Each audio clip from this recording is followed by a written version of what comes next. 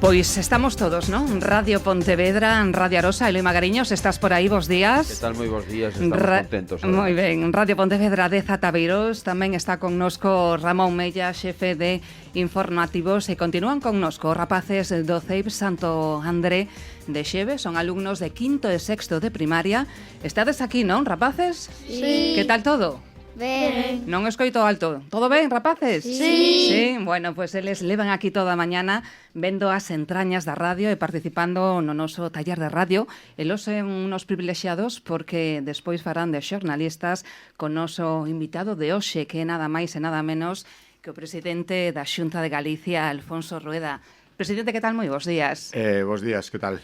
E moitas gracias, antes de nada, por achegarse aos nosos estudos, por facer un oco na súa axenda e por participar unos minutiños, comprobar como funcionan estos talleres de radio escolar postos en marcha nesta casa, no Grupo Radio Pontevedra, e que conta, por suposto, co apoio da Xunta de Galicia, e que ten como obxectivo potenciar o uso da radio escolar que estes rapaces teñen nos seus centros educativos. Esta é a segunda edición destos premios José Hermida de Podcast Escolares, con récord de participación, 114 centros que participan das provincias de Pontevedra e Coruña, 114 podcasts e 107 centros escolares. Unos talleres que sirven como ferramenta educativa e pedagóxica moi potente. Puido vostede comprobar unos minutiños estes talleres, que tal a experiencia? Que lle pareceron? Pois o mellor resumo que podo facer é que estou moi nervioso sabendo os xornalistas os que me vou ter que enfrentar ahora coas preguntas. A verdade que me parece maravilloso, primeiro, que houbera tantos colexios que quixeran participar, e despois aproveito que os teño aquí no estudio para felicitar os gañadores e polo que vin, polo pouco que puden ver desde que cheguei ao estudio, aquí hai moito futuro e moita canteira para Radio Pontevedra, para moitos medios vos que traballan en Galicia. Foi vostede daquelos pontevedreses que cando eran pequeno venía a radio ou non? Sí, antes se viña moito máis a radio, cando a radio era, bueno, sigue sendo un elemento moi principal, pero naquel momento era o gran referente cando viñan os grandes periodistas que falaban desde Madrid, a veces viñan hasta aquí, me acordo que viñamos aquí a velos o estudio. Bueno, temos futuro vendo estos rapaces, pero, presidente, como está o sistema educativo en Galicia? Rueda a educación na nosa comunidade ou non? Bueno, facemos todo posible, a verdad que os datos que van saindo, o informe PISA, que é máis famoso, e outros, din que en moitas competencias moi importantes estamos a cabeza en competencias de ciencias. En inglés temos un nivel de inglés despois de moitos anos de centros plurilingües fantástico, creo que iso é fundamental, e en xeral, gracias aos docentes, gracias tamén ás asociacións de pais que nos axudan moito, e por suposto a todos os alumnos e alumnas, creo que temos unha educación en Galicia de moita calidade. Unha educación en Galicia que é pioneira en moitos eidos. Cales son os desafíos do futuro, presidente? Bueno, pois seguir mantendo niveles e podemos incrementalo. Integrar a moitos rapaces e rapazas que están chegando ahora de fora. Galicia está crecendo en población e iso se debe en gran parte a xente que ven de fora, igual que os galegos tuvimos que así no seu momento. Moitas veces veñen con fillos e fillas e, por suposto, se escolarizan inmediatamente, son parte de nós e, por lo tanto, hai que incluirlos, facer cada vez unha educación máis inclusiva, con xente que necesita apoios especiais, darles dende o primeiro momento.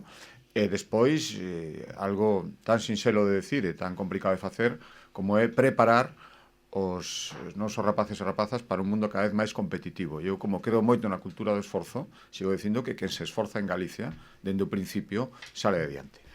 Pioneira Galicia en moitos eidos, como decía eu. Fálenos desa futura lei de educación digital. Que cambios se introducirá, presidente? Bueno, pois os cambios que está introducindo a tecnoloxía nas nosas vidas, non podemos, con esta lei queremos mandar unha doble mensaxe. A tecnoloxía está aí, é moi útil, e, polo tanto, hai que aproveitala para a educación, xa se está aproveitando moitísimo, pero non pode sustituir as persoas, e, polo tanto, o sistema que funcionou toda a vida, que se basea na calidade dos docentes, en que as persoas sean as que tomen as últimas decisións e non as máquinas, eso hai que seguir mantendo e non perder a cabeza con cousas que non debe ser. Por exemplo, temos que regular cando unha clase se pode gravar e cando non, cando se pode difundir e cando non, as clases online, os exámenes online do futuro, o dereito a que un rapaz chega a casa pois desconecte digitalmente para poder estar coa familia, bueno, un montón de cousas. Empezamos prohibindo os móviles, fomos os primeiros que prohibimos os móviles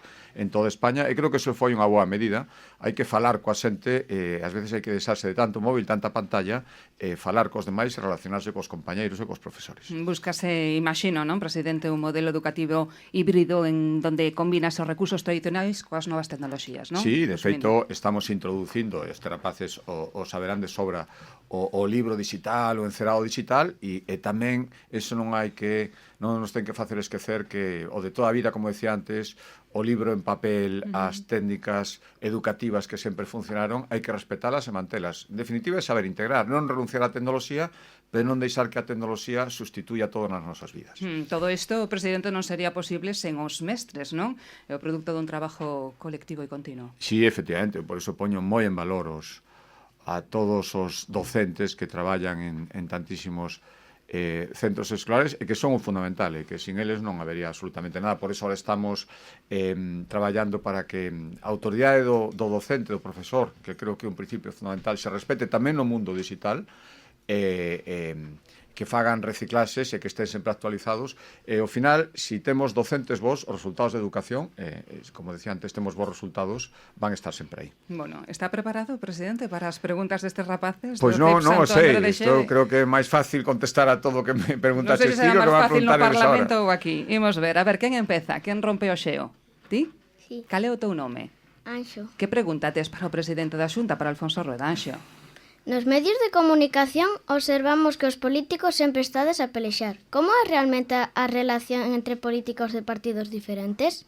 Bueno, hola Anxo, encantado ante todo. E, carai, non é unha pregunta sinxela, Eu xa sei que ás veces se dá a sensación.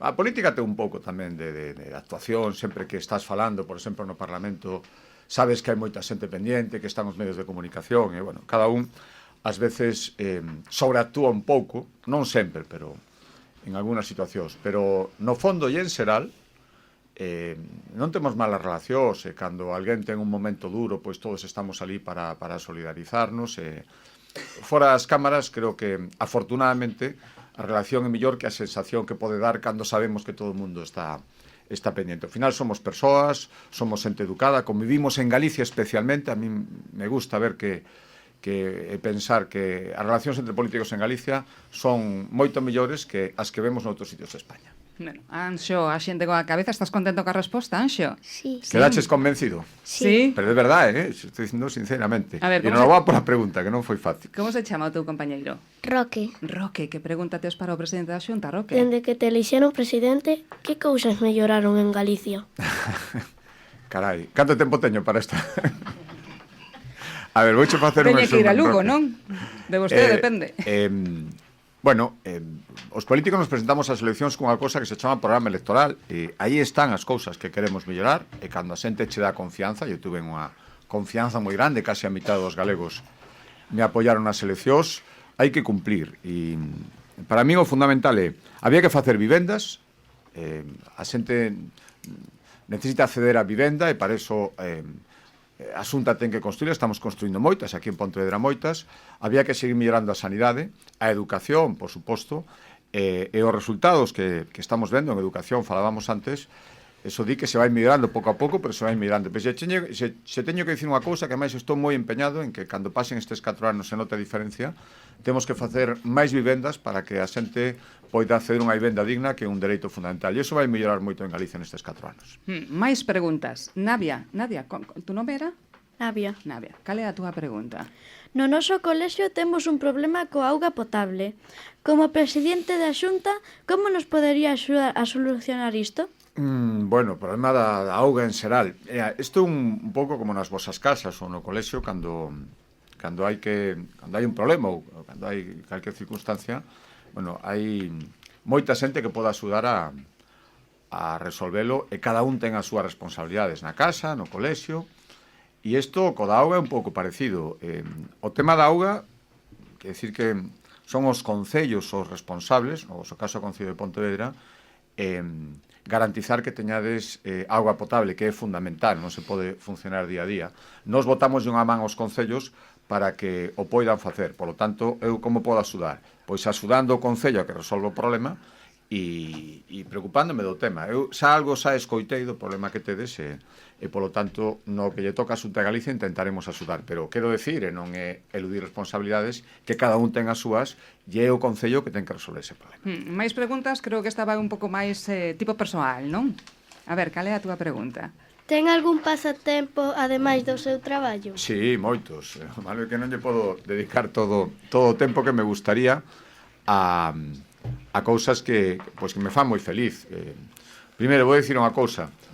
Ás veces, non ter así ninguna obrigación, eu que teño moitas cousas os fins de semana, cando me gustaría estar descansando máis, teño que estar un sitio, noutro, ter un fin de semana libre, eso para mí é unha gozada de poderlo pasar aquí en Pontevedra tranquilamente, coa miña familia, eu vivo aquí. E se teño un pouco máis de tempo, me gusta moito facer deporte, me gusta moito correr. Esta mesma mañán aproveitei para ir a correr polo Río Lérez, que é un sitio maravilloso para moita xente correndo, e ves os peregrinos que van a Santiago, e salir en bici tamén. Esta fin de semana, por exemplo, deses que teño libres, que decía que me gustan tanto, vou facer o camiño de Santiago en bicicleta, un cachiño desde a fronteira con Portugal hasta Santiago, eso me gusta moito. E pasear por Pontevedra, por exemplo, algo maravilloso e que relaxa moito. Para un político ven moi ben ter un pouco de tempo libre. E rematamos xa coa última pregunta. Cal será? Cal foi a decisión máis importante que tomou e da que máis se arrepinte? Na política ou na vida? E ahora en xeral, non? A decisión máis importante que tomei tomei unhas cuantas. Bueno, para centrar un pouco do que vai esta entrevista, pois un momento dado que podía decidir entre dedicarme á miña profesión, que non ten que ver coa política, ou dedicarme á política, decidín, porque creín que era unha maneira de facer un servicio, de conseguir cousas e dedicarme á política, tomei esa decisión e foi moi importante, porque cambiou a miña vida e, bueno, non me arrepinto, por suposto, e xa che contesto a segunda parte. Eu procuro non arrepentirme das cousas. Cando ves que fixeches, te podes equivocar, eu me equivoco moitas veces. Cando ves que te equivocaches, o que hai que facer é analizar onde estuvo o erro e intentar resolvelo. Pero é que arrepentirse sirve pouco. Se me teño que arrepentir de algo, porque xa para contestarche, non deixarche sin contestar,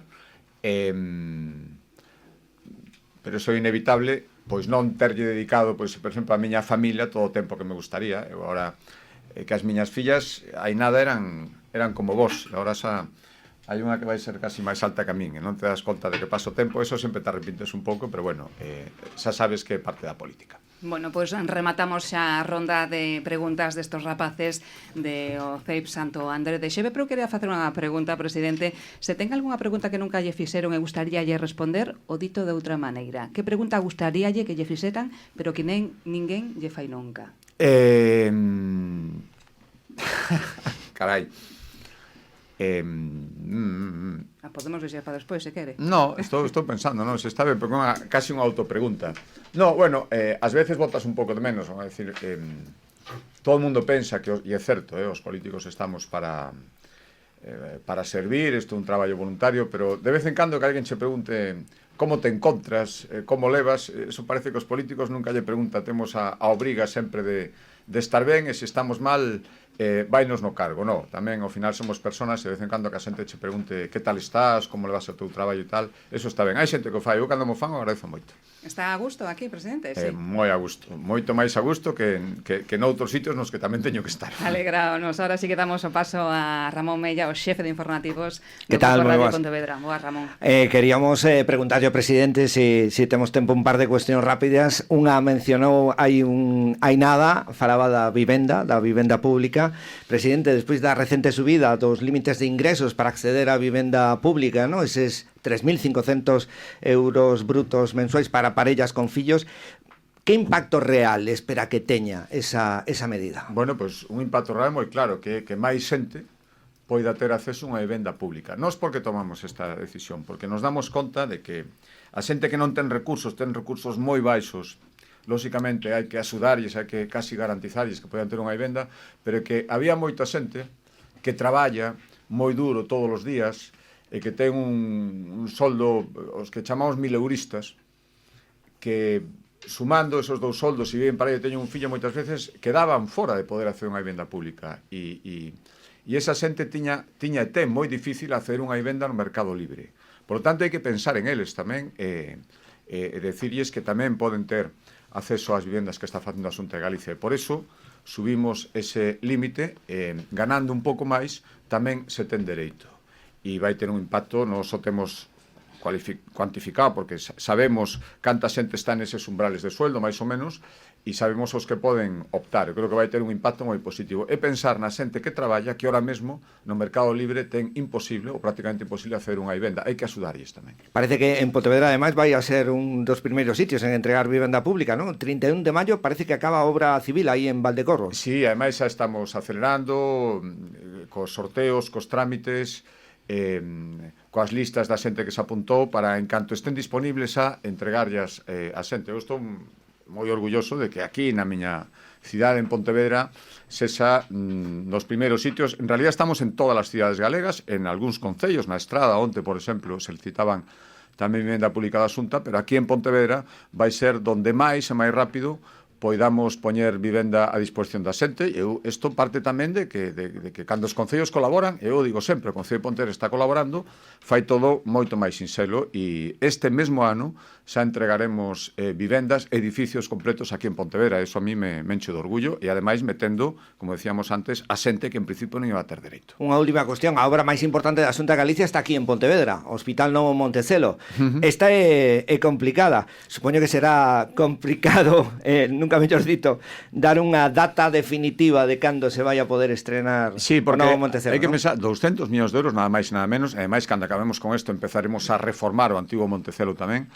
Hai que pensar que cando falamos de hospitales non é só facer o edificio, que xa é moi complicado, porque un hospital non é un edificio calquera, ten uns requerimentos moi específicos, pero que ademais hai que equipalo tecnolóxicamente para cando empece a funcionar todo estea perfectamente. Eso leva tempo, pero xa estamos na fase final, xa están viñendo toda a tecnoloxía, última tecnoloxía que vai ter o hospital, e eu agardo que antes de que remate este ano algún servicio xa está en funcionamento, e dende logo durante o ano 2027 eso irá todo seguido, pero xa neste mesmo ano eu agardo que podamos empezar a utilizar o hospital. E o presidente que é de Pontevedra, que lle gustaría que fora do hospital provincial cando este acabado o Montecelo? Bueno, xa veremos, hai que escoitar a xente e hai que ver cando este acabado ou non, o que decía que hai que reformar o antigo Montecelo, e hasta que eso non este rematado non vamos a tomar unha decisión sobre o que vostede me pregunta. Por lo tanto, hai tempo. Eu non me quero precipitar, porque o que teño ahora na cabeza, o mellor dentro de 3-4 anos,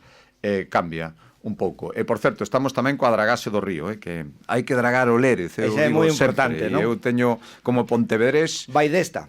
Desde logo, si como presidente da Xunta non son capaz de facelo, é que non vou ser capaz de facelo nunca. Eu teño metido sempre, dende pequeno, ver como estaba o río. Eu creo que iso é unha obra moi necesaria e que a xente vai agradecer.